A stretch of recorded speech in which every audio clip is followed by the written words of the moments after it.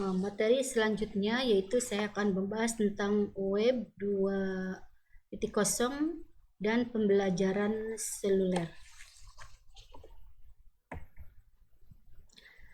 Dalam pelajaran ini, Anda akan mempelajari tentang teknologi Web 2.0 dan solusi pembelajaran seluler, menggabungkan alat jaring sosial dalam e-learning, bagaimana menggunakan podcast dalam kursus e-learning, bagaimana merancang kursus dan materi tambahan untuk membelajarkan sosial dan seluler.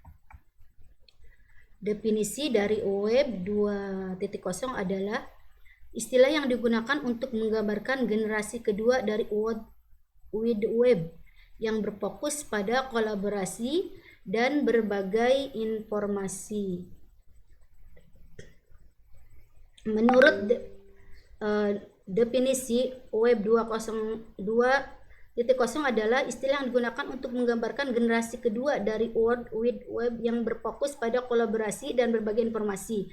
Beberapa karakteristik utama Web 2.0 adalah aplikasi yang dapat diakses dari mana saja dan alat yang mendorong orang untuk membuat, bertukar, dan berbagai informasi teknologi web. 2.0 terdiri dari wiki, blog, alat jaring sosial, layanan penginapan konten, dan podcast. Dalam dunia komunikasi elektronik saat ini, Web 2.0 sangat mempengaruhi cara orang belajar. Beberapa karakteristik utama Web 2.0 adalah yang pertama, aplikasi dapat diakses dari mana saja. Yang kedua, alat yang mendorong orang untuk membuat, bertukar, dan berbagi informasi.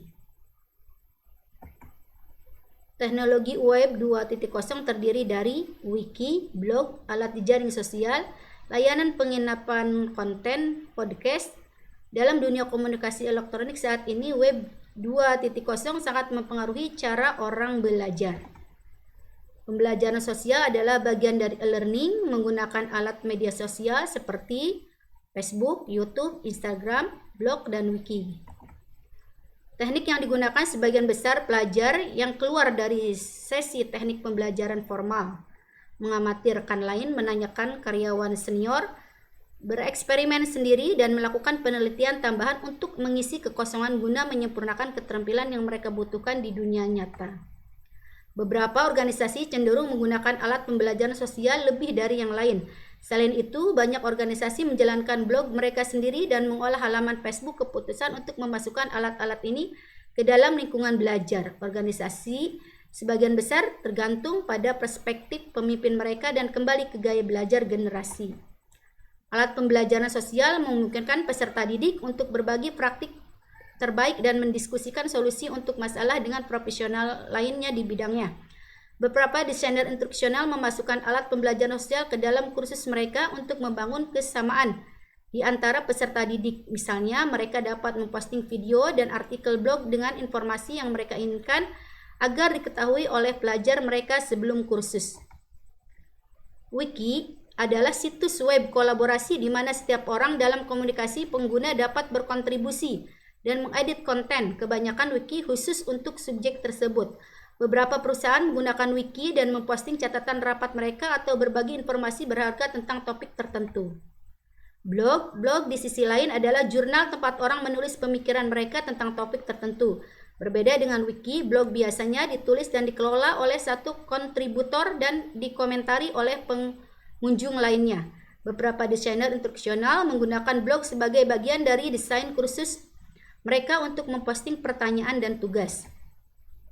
Pembelajaran seluler atau learning adalah pembelajaran seluler atau e-learning adalah bagian dari e-learning yang berfokus pada pembelajaran dengan perangkat seluler seperti ponsel cerdas, tablet, dan pembaca e-buku.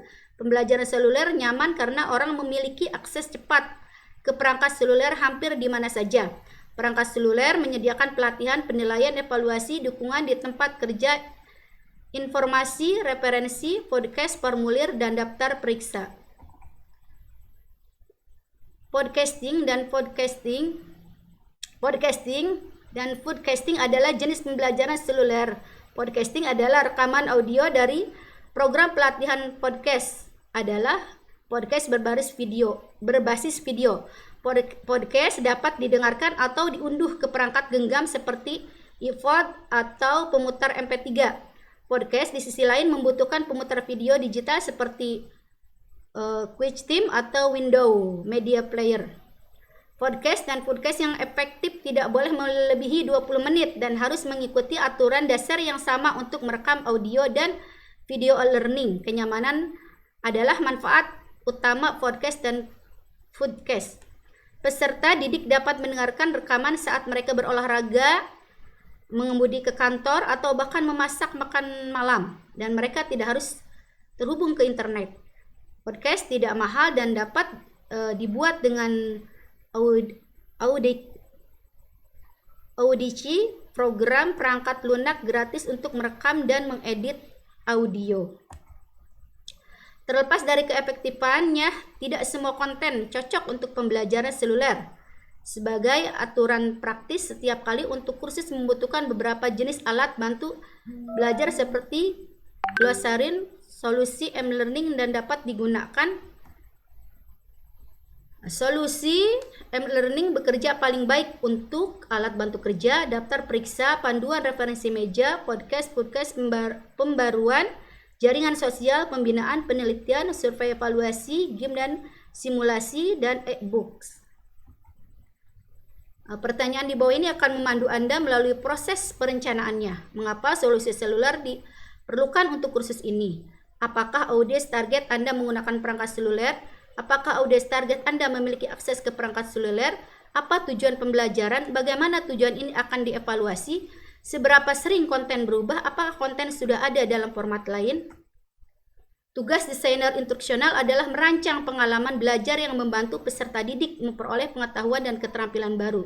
Desainer instruksional yang berpengalaman tahu jenis solusi pembelajaran apa yang paling sesuai dengan kebutuhan pelajar mereka. Cara terbaik untuk merasakan apa yang berhasil untuk sosial dan e-learning adalah dengan mencobanya sendiri.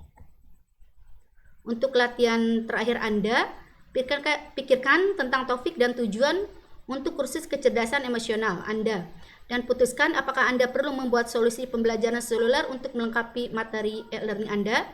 Jika Anda memutuskan bahwa Anda memang membutuhkan solusi learning, bagaimana Anda akan mendekati desainnya. Kemudian putuskan apakah Anda akan ada komponen pembelajaran sosial dalam kursus Anda. Jika iya, jenis alat jejaring sosial apa yang akan Anda gunakan dan mengapa? Demikian presentasi dari saya, kurang dan lebihnya mohon maaf.